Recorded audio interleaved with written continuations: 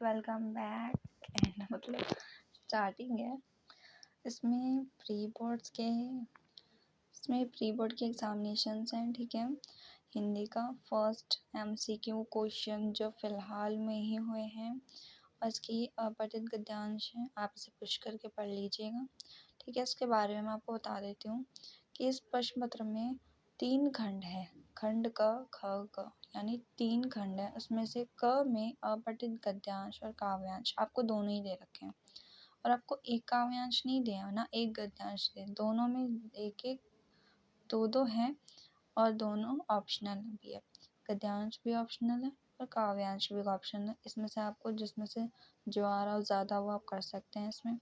और इसमें 1 से 36 क्वेश्चन होंगे जिसमें से 18 आपको देने हैं, यानी ऑप्शनल वाले में से जो से आप चूज़ करेंगे उसे। और फिर खंड ख में 5 प्रश्न हैं जिसकी क्रम संख्या क्या है 37 से 41 के बीच में, यानी 36 तो फिर गद्यांश, स्टार्टिंग में गद्यांश हमें आप देख रहे हैं नीचे, और फिर काव्यांश है। अब उसके बाद फिर 37 से स्टार्ट होगा जो आपकी बुक्स के क्वेश्चन आंसर्स होंगे, ठीक है। इनके आपको सभी के उत्तर देने होंगे, इसमें कुछ ऑप्शनल नहीं होगा। और जो ग होगा, ग में 42 से 51 बुक्स के ही होंगे, इसमें से कोई ऑप्शनल नहीं है। 52 से 57 में भी उसमें आपको छोटा सा दिया होगा गद्यांश, उसमें से आपको पढ़ के 4 क्वेश्चन हल करने, 4 प्रश्न करने होंगे। तो हम चलते हैं अब क्वेश्चन आंसर्स की तरफ, ओके। तो आ जाते हैं अब हमारा ये गद्यांश का बैक साइड का है, तो ये पूरा गद्यांश है, स्टार्टिंग में थोड़ी सा था। इसका फर्स्ट क्वेश्चन क्या है कि भारत को विरासत में क्या मिला। भारत को विरासत में यहाँ पे आपको 4 ऑप्शंस दिए, ठीक है। इसमें से आपको यहीं पर सामने दिख रहा है, भारत को विरासत में समृद्ध संस्कृति मिली जिन पर भारतवासियों को निश्चय गर्व होता था। तो इसमें से फर्स्ट ऑप्शन का सही हो जाएगा, ये तो आपको बड़े आसानी से मिल गया। अब सेकंड क्वेश्चन क्या है, इसमें धर्म के आधार पर भारतीय नागरिकों में क्या अंतर। अब ये सेंस वाली बात है। अब आपको गद्यांश इसमें गद्यांश देखने की तो ज़रूरत ही नहीं है, आपको इसमें मतलब सेंस लगाना है कि धर्म के आधार पर भारतीय नागरिकों में क्या अंतर हो सकता है। रहन सहन, आस्था, भाषा में अंतर, यही तो होगा ना। मतलब मोमडन्स का अलग होगा, हिंदुओं का अलग होगा, जैन का अलग होगा, बौद्ध का अलग होगा। तो इन सब के रहन सहन भी अलग होंगे, इनकी आस्थाएं भी अलग होंगी।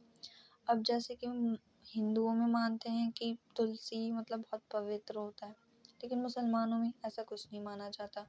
और जैन धर्म में ही माना जाता है। मतलब कुछ धर्म में होता है तो सबकी आस्थाएं भी अलग अलग होती हैं, भाषाओं में भी अंतर होता है। हिंदू में अलग अलग भाषाएं होती हैं, मोमडन्स में अलग भाषा होती हैं, ठीक है। और अब इसमें क्या आता है, असामाजिक शक्तियाँ किसे खंडित करती हैं, मतलब इसमें पहले ही हो जाएगा। रोजगार के अवसरों में तो अंतर अब नहीं मिलता, तो ये फर्स्ट ही होगा।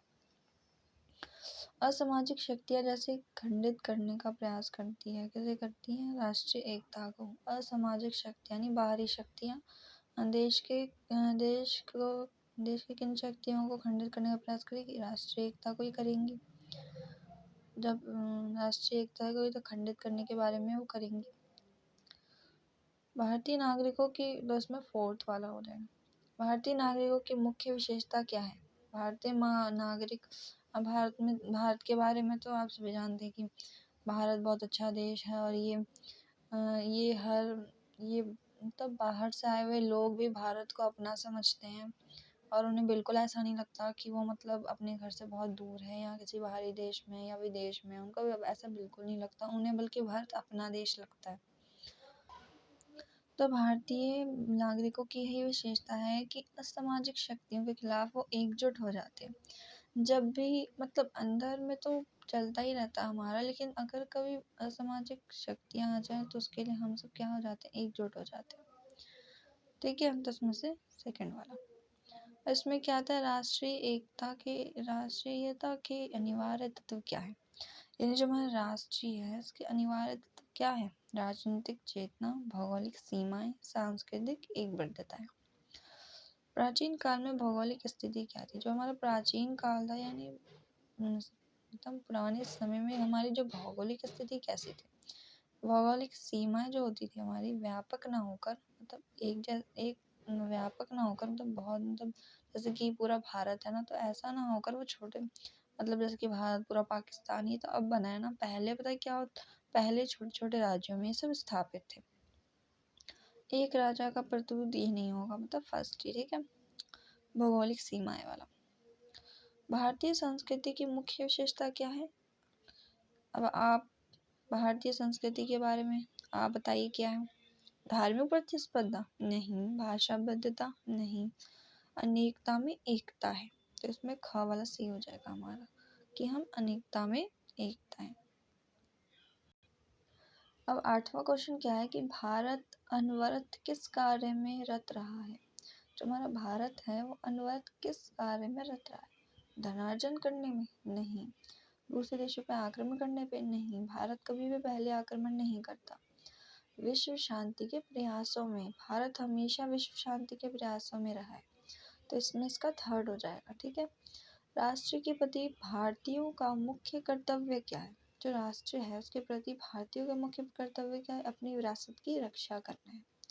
शिक्षा प्राप्त करना तो सबका ही होता है, खेती करना, रोजगार प्राप्ति नहीं, ये सब राष्ट्र के प्रति जो होता है, मतलब हमारे राष्ट्र के बारे में जब बोला जा रहा हो तो हमारी विरासत की रक्षा करना ही हमारा कर्तव्य है, हमारा मुख्य कर्तव्य है, हमारा पहला कर्तव्य है, ठीक है। तो इसमें इसका फर्स्ट हो जाएगा। अब भारत की चहुमुखी प्रगति के लिए क्या आवश्यक है? आर्थिक रूप से शक्तिकरण नहीं, भारत की एकता व अखंडता, ठीक है। अब इसमें अथवा जो मैंने आपको बताया था ऑप्शनल वाले भी आते हैं, तो आप इसमें देख सकते हैं, इसमें ऑप्शनल वाला भी आया है, अगर आप करना चाहें। वैसे मैं आपको दोनों कराऊंगी, ठीक है। तो इसमें हम पहले आप पढ़ लीजिए इसको पुश करके एक बार, ठीक है। ये पद्यांश पे आप पढ़ लीजिएगा, हम नीचे क्वेश्चंस पे आ जाते हैं।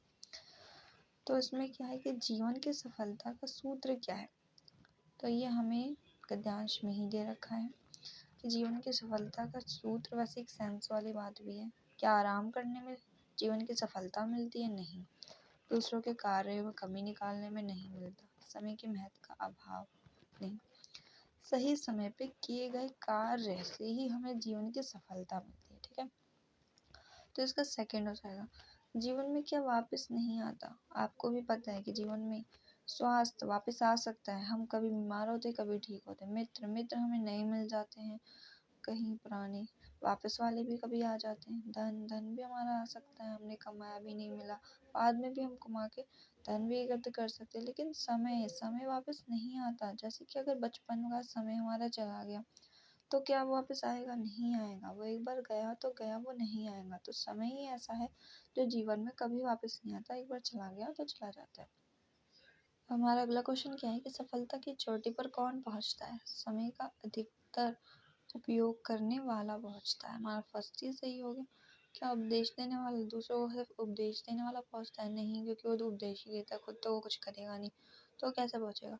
कहानी सुनाने वाला? नहीं। जीवन में मनोरंजन समझने वाला? नहीं। जो समय का अधिकतर उपयोग करने वाला। अब क्या है, दुनिया किसकी गाथाएं गाती है? दुनिया जो हमारे मेन हैं, जो हमारे मेन कैरेक्टर्स जो थे, जैसे कि गांधी, नेपोलियन, अरस्तु, रामानुज आदि अनगिनत परिश्रमियों की, जो परिश्रमी थे, जिन्होंने अपनी जिंदगी में कुछ किया, अपने जीवन में कुछ कर दिखाया, उन्होंने जिन्होंने ये बताया कि हमें सफलता सफलता की चोटी पर पहुंचना ही चाहिए, मतलब सफलता प्राप्त करना ही चाहिए, हमें पीछे नहीं हटना चाहिए। बरसात का, इसमें फिर फर्स्ट आ जाए, बरसात का चूका किसान, समय पर चूका विद्यार्थी, डाल का चूका बंदर, कहीं का नहीं रहता। अब इसमें आप आप इसमें ये देख सकते हैं कि बरसात का चूका किसान, यानी बरसात के टाइम पे चूका हुआ किसान, समय पर चूका हुआ विद्यार्थी, यानी जो समय पे ना पढ़ा हुआ विद्यार्थी, डाल का चूका हुआ बंदर, ठीक है, वह कहीं का नहीं रहता। ये सही बात है। अब इस लोगों में वर्णित है, ये किस लोगों में वर्णित है, मतलब ये कहाँ से लिया गया है? तो ये गाँव की कहानी है। इसमें क्या बताया जा रहा है, जो आपको ये छोटे से दिया गया है, इसमें आपको किस चीज़ के बारे में बताया जा रहा है? गाँव की कहानी? नहीं। जीवन जीने का तरीका बता रही है? नहीं। आदमी बंदर की कहानी बता रही? नहीं। इसमें समय की महत्वता को बताया जा रहा है कि अगर बरसात के टाइम पर किसान सही समय पर नहीं अपना फसल देखेगा तो उसका फसल साल भर की उसकी मेहनत गई। समय पर चूका बिगाड़ दी, यानी अगर वो समय पर जैसे कि एग्ज़ाम्स हैं, अगर हम समय पर नहीं पढ़ रहे हैं तो फिर क्या होगा, नंबर्स कम आएंगे और हमारे साल और कुछ फेल भी हो सकते हैं, तो हमारे साल भर की मेहनत चली जाएगी। ठीक है, तो अब क्या है अगला, डाल का चूका बंदर, यानी अगर डाल पर अगर बंदर उछल रहा है, मतलब एक डाल से दूसरे डाल जा रहा है, अगर वो चूक गया तो वो गिर जाएगा। ठीक है, जो मानव समय का सम्मान करता है, समय उसका क्या करेगी, सम्मान ही तो करेगी ना। तो सेंस वाली बात है। तो इसमें आप देख सकते हैं इसका थर्ड है। ठीक है, अब क्या है, समय के सदुपयोग से क्या लाभ है? समय के सदुपयोग से क्या लाभ होगा?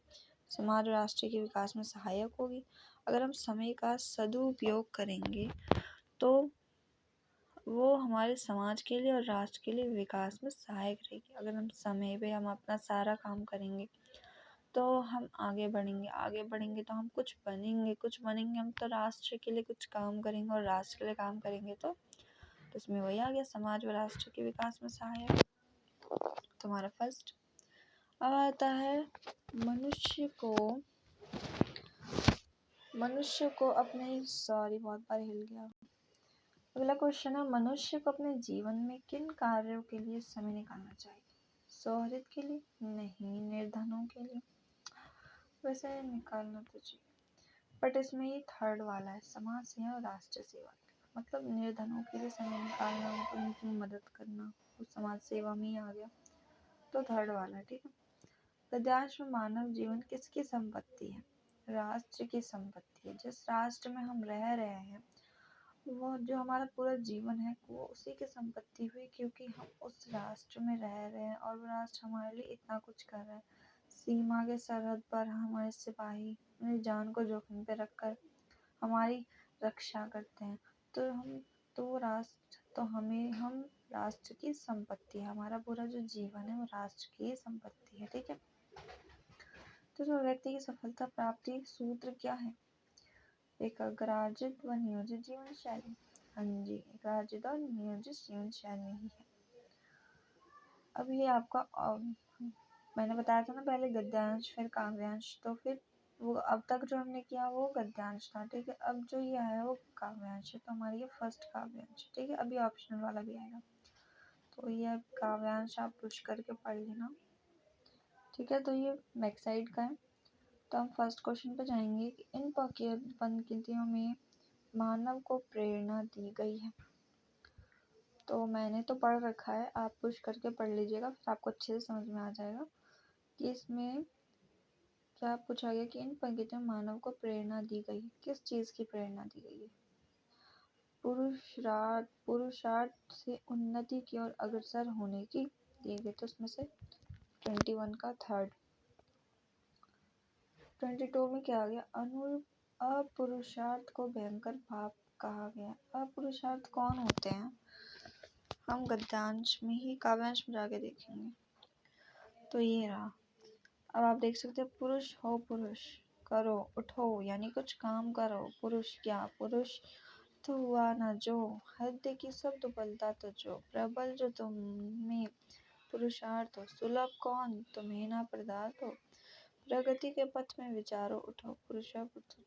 ना पुरुषार्थ बिना कुछ स्वार्थ है, ना पुरुषार्थ बिना परमार्थ है। समझ लो इस बात, ये अर्थार्थ। तो आप समझ गए होंगे कि इसमें बताया जा रहा है कि पाप किसे कहा गया है, क्योंकि अपुरुषार्थ में यश ना मिलना, अपुरुषार्थ में वीरता ना मिलना, अपुरुषार्थ को भयंकर पाप कहा गया। अगर उसमें यश ना हो, ठीक है, और वीरता ना हो, इसको पाप कहा गया।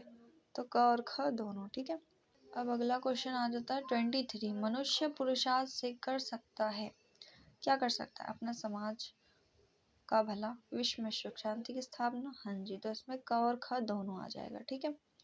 सफलता वर तुल्य वरो, इस व्यक्ति में भाव निहित है।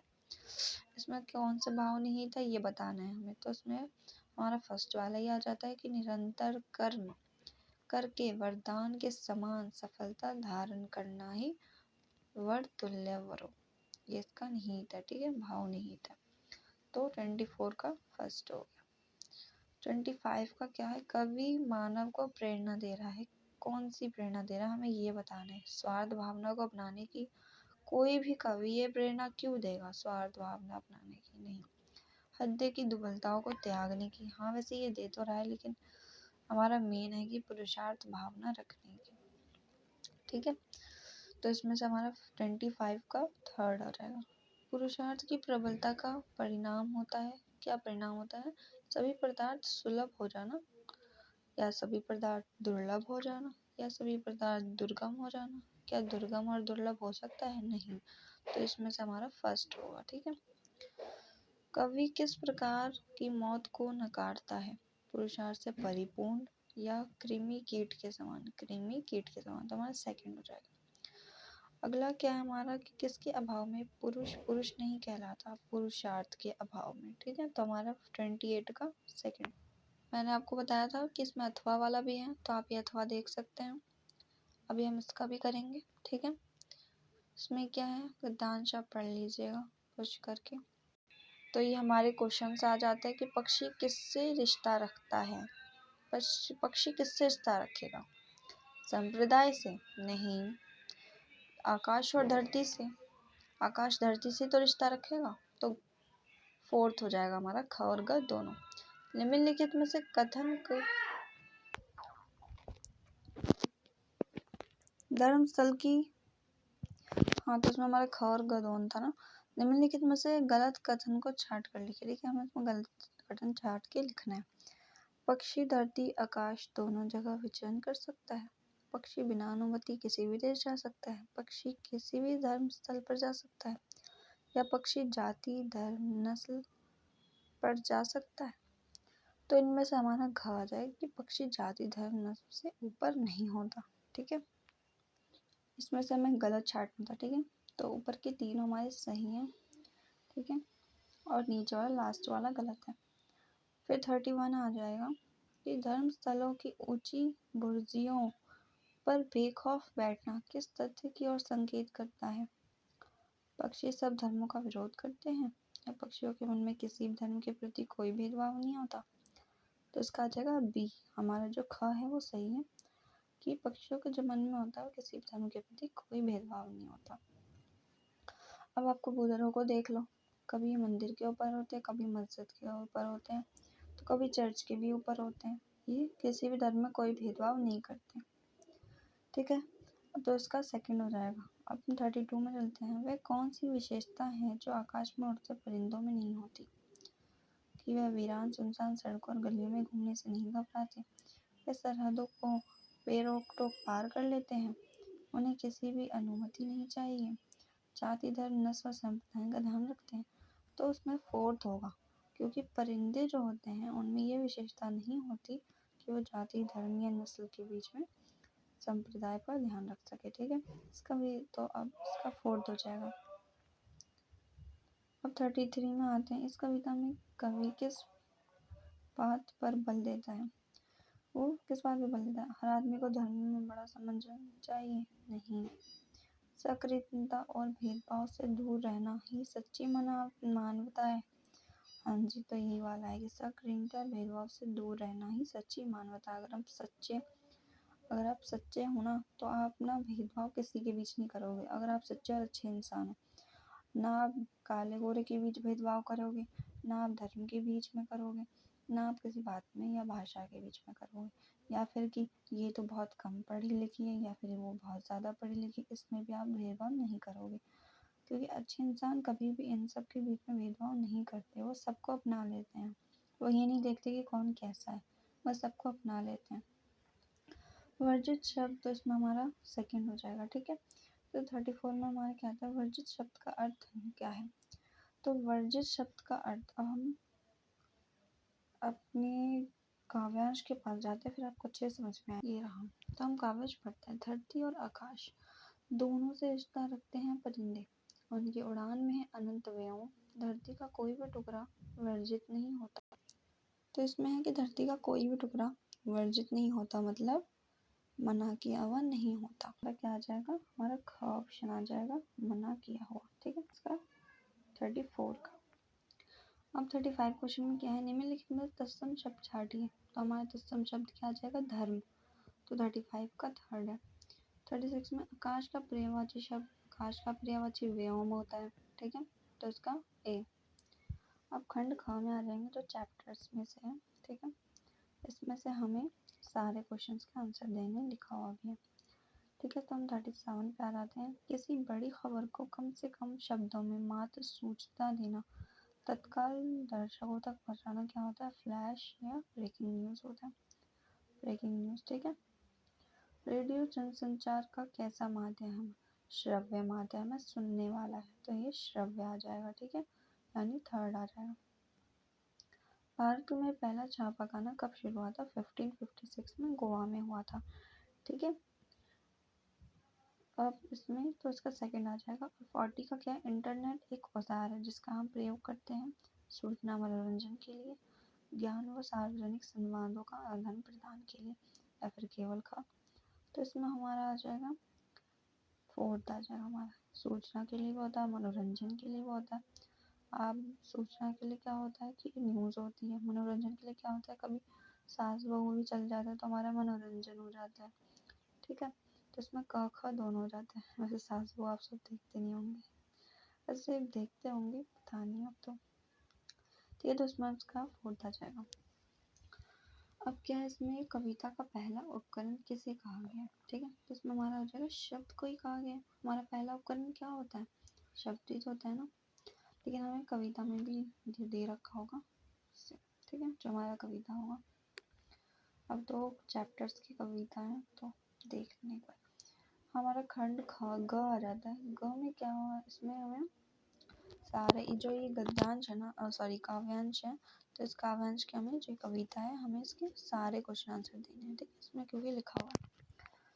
तो इसमें क्या है, काव्यांश छोटी सी या पढ़ लेते हैं। तोड़ो तोड़ो तोड़ो ये पत्थर ये चट्टाने, ये झूठे बंधन तोड़ टूटे, तो धरती को हम जाने, सुनते हैं मिट्टी में रस है जिससे उगती दूब है, अपने मन में मैदानों पर व्यापी कैसा कैसी उब है। तो अब हमारे इधर फर्स्ट क्वेश्चन पे, क्योंकि हमारे बुक का ही है। कवि किसे तोड़ने की बात कर रहे हैं, पत्थर को। पत्थर भी आया हुआ है, चट्टाने भी आई है, छोटे बंधन भी आए। ठीक है, तो इसमें क्या आ जाएगा, फोर्थ आ जाएगा उपयुक्त सही। अब इस क्वेश्चन इस मतलब जो हमारी जो सेकंड क्वेश्चन है कि इसमें इसका का कवि कौन है, जो ये काव्यांश दे रखी है उसका कवि कौन है, तो रघुवीर सहाय है। ठीक है, तुम्हारा कहा जाएगा रघुवीर सहाय। ठीक है, 44 में आया तोड़ो तोड़ो तोड़ो। अब इसमें 3 बार तोड़ो तोड़ो है, तो इसमें पुनरावृत्ति प्रकाश अलंकार है, क्योंकि इसमें हमारा एक ही शब्द 3 बार आ रहा है, तो उसमें पुनरावृत्ति आ जाए। पुनरुक्ति प्रकाश अलंकार का मतलब क्या होता है, जो बार बार रिपीट हो रहे हो। ठीक है, और बाकी अलंकार क्या हम जानते ही हैं। यमक में क्या होता है आप जानते ही हैं। ठीक है, तो पुनरुक्ति क्या होता है, पुनरुक्ति सबसे आसान अलंकार है। इसमें बस बार बार एक ही शब्द 3 बार या 4 बार आ जाए तो पुनरुक्ति हो जाता है, या 2 बार भी। तो कवि प्रतीक रूप से किसे तोड़ने की बात करना चाहता है। ठीक है, तो वो मन की खोज को, ये सब तो उसने बताए हैं। ठीक है, ये पत्थरी चट्टाने मतलब चट्टाने मतलब सीमाएं हमारी, झूठे बंधन, जो हमारे झूठे बंधन होते हैं वो। ठीक है, तो मन की खोज की बात हो रही है। धरती किसका प्रतीक है, धरती इसमें इस काव्यांश के हिसाब से धरती जमीन का नहीं मन का है। ठीक है, तो मन का है, मन का प्रतीक होता है धरती। धरती माता होती है, हमारे मन की प्रतीक होती है। ठीक है, अभी हमें एक और गद्यांश दे रखा है, हमारे चैप्टर का ही है, सनवदिया चैप्टर है। ठीक है, इसमें क्वेश्चन पे आ जाते हैं हम। आप ऊपर का पढ़ लीजिए, जब तक मुश्किल वही पढ़ सकते हैं। अभी हम यहीं पर रहेंगे। प्रस्तुत गद्यांश किस पाठ से है? संवद्या। बड़े भैया के मरने के बाद, मतलब फर्स्ट लाइन से पता चल रहा है कि संवद्या का है। बहुरिया, बड़ी बहुरिया, मतलब संवद्या चैप्टर से ही होगा। ठीक है, तो ये संवद्या से है। इस पाठ के माध्यम से व्यक्त कीजिए कि बड़े भैया के मरने के बाद क्या हुआ था। सारा खेल खत्म हो गया था। हाँ, वैसे ये भी हुआ था। तीनों भाई संपत्ति का बंटवारा कर लिया था, ये भी हुआ था। तीनों भाई घर छोड़कर गांव चले गए थे। सॉरी, गांव छोड़कर शहर जा बसे थे। जी, ये भी हुआ था। लेकिन इसमें से कौन सा होगा हमारा? ख और ग होगा। ठीक है, यानी तीनों भाई ने संपत्ति का बंटवारा कर लिया था और तीनों भाई ने गांव छोड़कर शहर में जा बसे थे। वैसे सारा खेल खत्म हो गया हमारे चैप्टर में था। ठीक है, लाइन हमारा चैप्टर, लेकिन हमें ऑप्शन के हिसाब से लेना। तो उसमें क्या है, जमीन पर दावे और दखल किसने किए थे? किसने किए थे? भाइयों ने नहीं, रैयतदारों ने किया था। ठीक है, ये तो हमारे गद्यांश में भी है।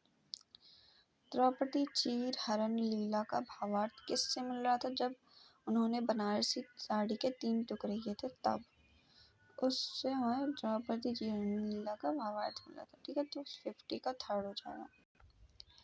और इसमें क्या है, संवेद्या कौन होता है? संवेद्या वो होता है जो हमारे संवाद को ले जाता है। ठीक है, वो होता है, ले जाने का कार्य करता है। इसमें भी यही है, जो आदमी संवाद लाने और ले जाने का काम करता है। ठीक है, तो इसमें फर्स्ट हो जाएगा 52। अब इसमें से हमें सिर्फ 4 ही क्वेश्चन करने हैं, लेकिन मैं आपको सारे बता दूंगी। ठीक है, तो इसमें अब क्या है कि फर्स्ट क्वेश्चन क्या है, लेखक के पिताजी के द्वारा घर में प्राय किन पुस्तकों का चित्रात्मक ढंग से पाठन कार्य किया जाता था? किससे किया जाता था? जब रात को जो लेखक सोने से पहले हमेशा क्या करते थे, सब घर के जो जितने भी लोग थे उन्हें जमा करके वह क्या करते थे, रामचरितमानस और रामचंद्रिका पढ़ते थे। और इसी पढ़ने की वजह से ही जो लेखक थे उन पर भी बहुत असर हुआ था इसका। वो भी आगे जाके कवि ही बने। उन्हें बहुत, मतलब बचपन से, मतलब घर में जो बचपन से हो रहा होता है ना, मतलब सबसे बड़ा रोना एक बच्चे की हैबिट पे घर वालों का होता है। तो जो बच्चा जैसा होता है ना, उस चीज़ का ना घर वालों से ज़्यादा असर पड़ता है। क्योंकि अब देखो, यहाँ पर लेखक के जो पिताजी थे वो घर में रोज रामचरितमानस पढ़ते थे, रामचंद्रिका पढ़ते थे, इसलिए लेखक का भी उनसे बहुत ज़्यादा लगाव था। और उन्हें भी, मतलब इन सब चीज़ों में, और आगे कवि भी बने वो। तो इसलिए घर का बहुत बड़ा रोल होता है एक बच्चे के स्टडी या फिर एक बच्चे के आगे जाके कुछ बनने के पीछे। अगर आप अपने बच्चों को कुछ बनाना चाहते हो, तो आप पहले से ही घर में वो चीज़ें करो। जैसे कि आप किसी को पुलिस ऑफिसर बनाना चाहते हो, तो ज़्यादा टीवी पे वही चलाओ, या फिर उसी के बारे में बच्चे को बहुत सारी चीज़ें बताओ बचपन से ही, ताकि बचपन को उस चीज़ में बच्चे को इंटरेस्ट आ जाए। इंटरेस्ट आएगा तो आगे जाके वो वही बनना चाहेगा। तो घर का और माँ बाप का बहुत बड़ा रोल होता है किसी के कुछ बनने में। ठीक है, फिर हम अगले क्वेश्चन की तरफ जाते हैं कि आत्मा के शिल्पी रेणु के द्वारा किस कहानी में मानवीय संवेदना की गहन एवं विलक्षण पहचान प्रस्तुत हुई है? तो इसमें आत्मा के शिल्पी रेणु के द्वारा जो हम किस कहानी का मानवीय संवेदना है, ये संवदिया का ही है, क्योंकि हमें जो गद्यांश दे रखा है उसी में से है। ठीक है, हमें ऐसे गद्यांश में ये नहीं है, लेकिन आपने चैप्टर तो पढ़ा ही होगा। अब इसमें है कि कार्नोलिया किसकी पुत्री थी? हमारा सेकंड कविता हमारी सेल्यूकस की बेटी थी। ठीक है, कवि को बसंत आने की सूचना किससे मिलती थी? कैलेंडर के लाल निशान से मिलती थी। ठीक है, मतलब पहले तो ऐसा होता था कि हमें प्रकृति से के जो परिवर्तन था हमें उसी से पता चल जाता था कि वसंत आ रहा है। लेकिन आज के ज़माने में जब हमें किससे पता चलता है, या तो हमारी छुट्टी हो तब पता चलता है, या कोई दोस्त बता रहा है तब पता चलता है, या फिर हमें कैलेंडर से पता चलता है। लेकिन पहले के ज़माने में प्रकृति से ही पता चलता था, आज के ज़माने में कैलेंडर से पता चल रहा है। खैर, इसका फर्स्ट है। उसमें क्या है, 25 पैसे के लिए हाथ फैलाने वाले आदमी कवि को कैसा लगता था? तो ईमानदार लगता था। इसका फर्स्ट हो जाएगा। ठीक है, अब अगले की तरफ चलते हैं हम कि अगले क्वेश्चन में क्या है कि इसमें से सिर्फ हमें 3 करने हैं। ठीक है, इसमें से हमें सिर्फ 3 करने हैं, लेकिन मैं सारा बताऊंगी। ठीक है, सूरदास किससे विश्वास रखता था? सूरदास किस में विश्वास रखता था?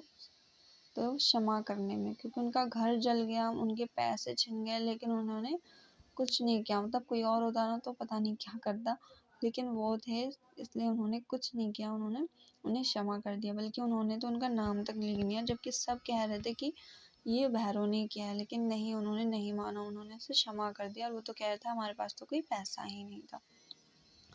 उन्होंने अपने कोई बटुए के बारे में नहीं बताया किसी को। ठीक है, अगला को तो हमारी क्षमा करनी है। ठीक है, शेखर कौन था? रूप के साहब का पुत्र नहीं था वो, ये वाला नहीं था। हाँ, रूप के साहब का पुत्र, राइट। वैसे आप बताइए क्या है, कुछ आप भी बताइए। तो अगले क्वेश्चन पे आ जाते हैं कि सूरदास ने रुपयों को अपना मानने से क्यों इनकार किया? कि अंधे भिखारी के पास धन लज्जा होने की बात थी, या वह यह नहीं बता सकते थे कि ये रुपये कहाँ से लाए, या वह इस धन से नेक कार्य करना चाहते थे। वैसे ये धन से नेक कार्य तो करना ही चाहते थे, तो इसलिए उन्होंने नहीं बताया। तो हमारे ये थर्ड आ जाएगा। ठीक है, अगला है बस से देवकुंड उतरने के बाद रूप सिंह के गांव माही कितनी दूरी पे थी? तो 15 किलोमीटर की दूरी। ठीक है, अब अगला जाता है सुभागी कौन थी? सुभागी थी, कैसी थी वो? दयालु संवेदनशील नारी थी वो। ठीक है, मतलब उसको सूरदास पे दया आ गई थी जब भैरव ने उनकी मतलब जो वो थी झोपड़ी थी उन्होंने जला दी थी। फिर वो उन्हें बहुत दया आया, और वो पहले से ही बहुत संवेदनशील नारी थी। ठीक है, तो बस इतना ही है हमारा। फिर ये 40 हमारे इनमें से 40 के ही करने थे, हमने 62 किए हैं। तो बाय।